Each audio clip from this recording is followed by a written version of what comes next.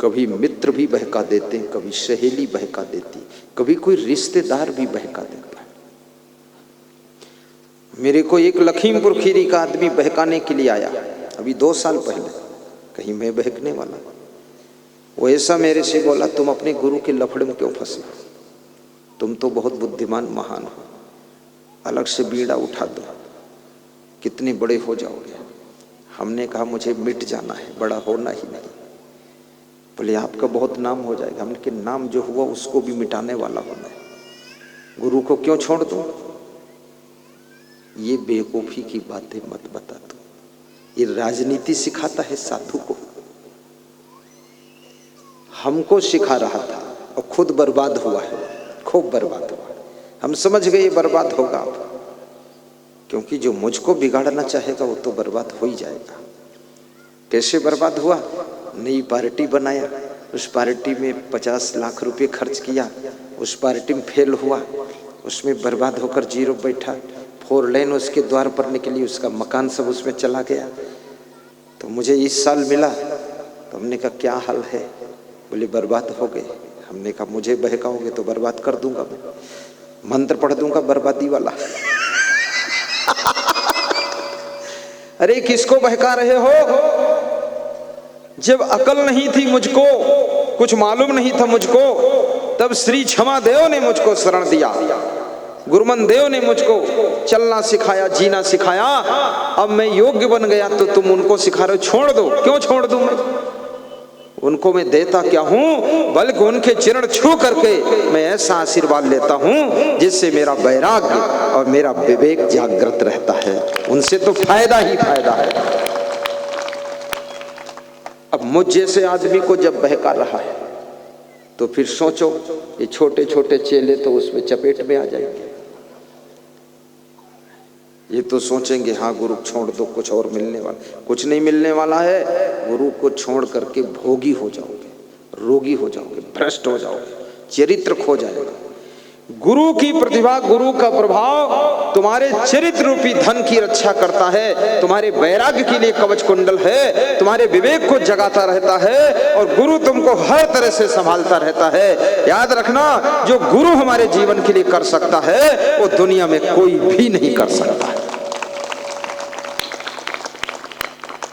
जितने लोग गुरु से विचलित हुए हैं सब भ्रष्टाचार में लग जाते हैं। गुरु हमको बहुत संभालता है। कैसे संभालता है, जैसे एक कुंभकार मिट्टी के कच्चे घड़े को संभालते संभालते पक्का घड़ा बना देता है। गुरु कुम्हार शिष्य कुंभ है, गढ़ गढ़ काढ़े खोट। खोट माने बुराई, खोट माने अवगुण, खोट माने कुछ और नहीं होता है। जैसे कुम्हार मिट्टी को रौंदता है और उसमें से ढूंढता है गिट्टी मिट्टी, कुछ कंकड़ हो निकाल कर फेंक दो, नहीं तो घड़ा बनाऊंगा तो जहां कंकड़ होगा वहां छेद रहेगा उसमें। ऐसे गुरु भी हमारी खोट को निकालता है, बुराई को निकालता है, अवगुणों को निकालता ढूंढ ढूंढ करके और हमारे जीवन को गढ़ करके बहुत सुंदर स्वरूप तैयार करता है। गुरु का कोई साधारण स्थान नहीं है। रावण शंकर भगवान की पूजा करता था लेकिन गुरु का सम्मान नहीं करता था, संत का सम्मान नहीं करता था। और राम भगवान भी शंकर की पूजा तो करते थे लेकिन गुरु का सम्मान उससे ज्यादा करते थे। गुरु के चरण छूते थे, चरण दबाते थे और गुरु की सेवा करते थे, तो राम भगवान बन गए। लेकिन भगवान शंकर की पूजा करने वाला रावण, जो गुरु को नहीं मानता था, संतों को सताता था, वो राक्षस बन गया। याद रखना, गुरु और संत का विरोध करने वाला राक्षस बन जाता है और गुरु संत की सेवा करने वाला वो भगवान के पद को प्राप्त करता है। ये गुरु का कोई मामूली महत्व है। तुम्हारे मन में ये भी होता होगा कितने गुरु तो गुरु घंटाल है, तो गुरु घंटाल के पास क्यों जाते हो, तुम पहचानते क्यों नहीं हो? 4 पैर का हर जानवर गाय नहीं होता है। अब जिस जानवर के 4 पैर देखा, तुम बाल्टी लेकर दूध धोने चले गए, वो गधी थी, 2 लात मारा, मुंह फूट गया तुम्हें। अब कहते हो गाय ने लात मारा, गाय ने नहीं मारा, गधी ने मारा है। वो गुरु नहीं था, गुरु घंटाल था, वो ढोंगी था, लफंगा था, भोगी था, त्याग वैराग्य उसमें था ही नहीं। उसका क्या उदाहरण दे रहे हो तुम? और कबीर साहब भी कहते हैं, पूरा साहिब से ये सब विधि पूरा हो, ओछे से नेह लगाई के मूल हुआ वे खो। जो साधना में पूर्ण है, वैराग्य में पूर्ण है, त्याग में पूर्ण है, सद्गुण सदाचार में पूर्ण है, तप में पूर्ण है, उनकी सेवा कीजिए। ये अधकचरे लचपचहे कचगुद्दड़, इनकी सेवा करने से, इनमें स्नेह जोड़ने से जो तुम्हारी पहले से भी श्रद्धा थी वो भी नष्ट हो जाएगी, क्योंकि इनके कुकर्म देख करके तुम्हारी श्रद्धा खत्म हो जाएगी। इसलिए अधूरे की अधकचरे की सेवा मत कीजिए। कबीर साहब मने करते, ओछे से नेह लगाई के मूल हुआ वै खोए। और फिर कबीर साहब ये भी कहते, सब विधि पूरा होए। सब विधि, विधि माने प्रकार, सब प्रकार से पूर्ण होना चाहिए। स्वभाव भी ठीक होना चाहिए, चरित्र भी ठीक हो, ब्रह्मचर्य भी ठीक हो, विचार भी ठीक हो, आचरण भी ठीक हो, कर्म भी ठीक हो, व्यवहार भी ठीक हो। उटपटांग, चुट्टा, बदकट्टा, झुट्ठा, किस काम का वो? फालतू। नजर भी ठीक हो, किसी माता बहन की तरफ मोहित ना हो, ऐसा संत होना चाहिए। मिले कोई ऐसा संत फकीर जो पहुंचा दे भव दरिया के तीर, ऐसा होना चाहिए। सब माताओं बहनों का भी अपनी वाणी से कल्याण कर दे, सबके जीवन में परिवर्तन आ जाए। अभी यहाँ पर एक रांची से श्रोता है, फिर खड़े हो जाओ रांची वाले। ये देखो, रांची झारखंड राजधानी, बहुत बड़ी श्रद्धा। जब मैं सीढ़ी पे चढ़ रहा था और नीचे थे तो मुझे देखकर उनका चेहरा फपक पड़ा, उनको रोई आ गई कि यही गुरु जी है जिसका प्रवचन 2 साल से सुनता हूँ। धन्य है, आज दर्शन मिला। आंखें सजल हो गई, फिर अपने को संभाल लिया उन्होंने। रांची के श्रोता भी यहाँ आए, सब विधि पूरा हो, वाणी, उनकी वाणी भी अच्छी हो, ज्ञान भी अच्छा हो, विवेक भी अच्छा हो, कर्म भी अच्छे हो। पूर्ण गुरु तुम्हारे जीवन को पूर्ण शांति दे सकता है, धन्य कर सकता है। ऐसा गुरु ढूंढो। गुरु शिकलीगर कीजिए, मन ही मस्कला दे, शब्द छोलना छोल के चित्त दर्पण कर दे। आपके चित्त को दर्पण जैसा चमका दे, ऐसा गुरु बनाइए।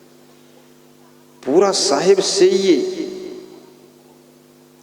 और ऐसे साहिब की, संत की सेवा करो जो साधना में पूर्ण हो, जिनके दर्शन से भी तुम्हारा मन शांति और प्रसन्नता को एहसास करे।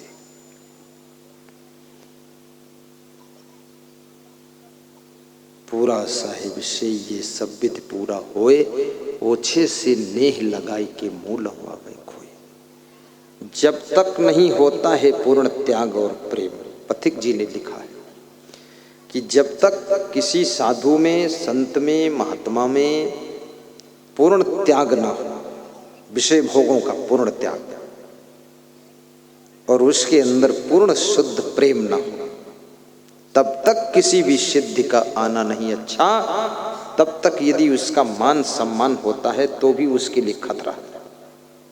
उसकी आरती पूजा होने लगी, उसके चरण पखारने लगे, तुम वंदना करने लगे, तो समझ लेना वो डूबेगा, क्योंकि उसमें पूर्णता नहीं है त्याग वैराग्य की। इसलिए हर व्यक्ति का चरणामृत भी नहीं लेना चाहिए, उस लेवल का होना चाहिए। हर व्यक्ति के चरण पखारने की भी जरूरत नहीं। जिसको देखो उसको आरती लिए खड़े हैं, आरती हो गुरु आरती हो। आरती के योग्य है कि नहीं है? ये भी समझो उसको। त्याग वैराग्य में पूर्णता होनी चाहिए। आत्म कल्याण और लोक कल्याण के पथ पर चल रहा हो, जागृत तत्व ज्ञानी आत्मा होनी चाहिए। और ऐसे गिरे गुजरे जिनके चरित्र चमकते नहीं हैं, उन लोगों के पैर छूने से भी तुमको कुछ मिलने वाला नहीं है। चरण तो उसके छूना चाहिए जिसके आचरण बहुत सुंदर हो। उसके चरण स्पर्श करने से आपके आचरण पवित्र हो जाएंगे। गंगा जी में स्नान किया जाता है, गंदा नाला में थोड़े स्नान किया जाता है। और गंदा नाला भी अगर गंगा जी में शामिल हो गया है तो लहराते रह जाते पानी चलते चलते उसका भी निर्मल हो जाता है। लेकिन गंगा नदी का पानी यदि किसी नाले में चला जाता है तो गंगा जल भी फिर से गंदा नाला बन जाता है। इसलिए याद रखना, गंगा के साथ जो प्रवाहित होता है वो गंदे नाला का जल भी निर्मल हो जाता है, गंगा जल कहलाता है। और गंगा जल भी यदि गंदे नाले में पुनः वापस लौट जाता है तो फिर वो गंदा नाला कहलाता है। इसलिए गुरुदेव की बहुत बड़ी महिमा है। मैं तो अपने गुरु श्री क्षमादेव जी को बारंबार नमन करता हूँ, पूज्य श्री गुरुमन देव को भी प्रणाम करता हूँ। मेरे को सिखाने बताने वाले गुरुमन देव हैं, ज्यादा उन्हीं की देन है। सही तरफ मेरी दिशा को मोड़ा उन्होंने, बहुत महान आत्मा है। आज वे दोनों मूर्ति अंतिम सीढ़ी पर खड़े हुए हैं, 95 साल 100 साल की उम्र में। कब उनके जीवन की नौका की डोर खुल जाएगी और इस संसार सागर से यात्रा प्रारंभ हो जाएगी। जर्जर शरीर हो चुके हैं, लेकिन अब उनकी कोई तपस्या होगी या हम लोगों का भी सौभाग्य है, चलते फिरते हैं, पड़े नहीं हैं, हंसते मुस्कराते हैं।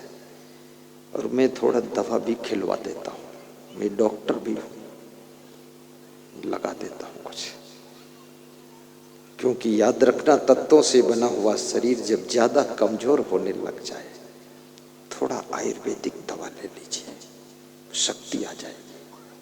मरना तो है, लेकिन घिसट घिसट कर क्यों मरे, थोड़ा चलते फिरते मरना चाहिए। आपको भी मैं कहूंगा, ज्यादा शरीर कमजोर दिखने लग जाए तो पालक की सब्जी खा लिया करो, टॉनिक है। बथुआ की सब्जी खा लो, टॉनिक है। थोड़ा गाजर मूली की सब्जी खाओ, टॉनिक है। थोड़ा चना अंकुरित करके फिर उसको उबाल कर तब खाओ, टॉनिक है। थोड़ा मिर्च मसाला डालकर खाओ, 2 चम्मच खा लो बुढ़ापे में। चना घोड़े की तरह दौड़ने की ताकत देता है, चना कोई मामूली चीज है। और ये भी याद रखना, तेल, घी, शक्कर, आलू, इसको ज्यादा खाओगे ये आपको जल्दी बूढ़ा कर देगा। 40-50 साल की उम्र के बाद इसको अवॉइड कीजिए, थोड़ा कम कर दीजिए। और चावल जो है, चावल की यदि आप अंगाकर रोटी बनाकर खाते हो बहुत फायदा करेगी। यदि अरसा रोटी खाते हो ना तो बहुत नुकसान करेगी।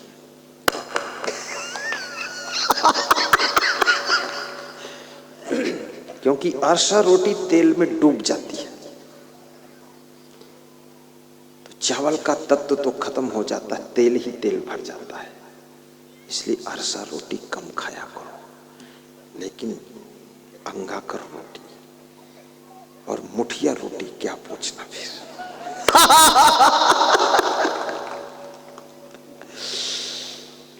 अभी मैं सभी रोटियां खा लिया हूं, 2-1 बची, खपुर्री बची है, फपुर्री रोटी, एक अंगाकर रोटी बची।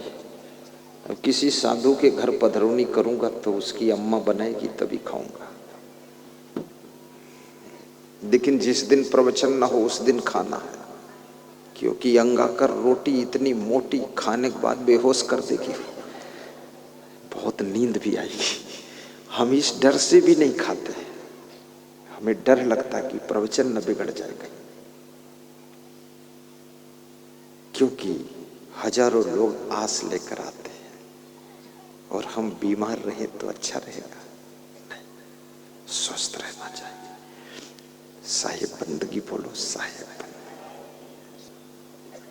थोड़ा थोड़ा बीमारी लगे आपको, आयुर्वेदिक दवा ले लिया करो। अभी मैं 3-4 दिनों से लाइफ गार्ड एडवांस ले रहा हूं, एक टाइम लेता हूं, इसे 2 टाइम लेना चाहिए लेकिन एक टाइम।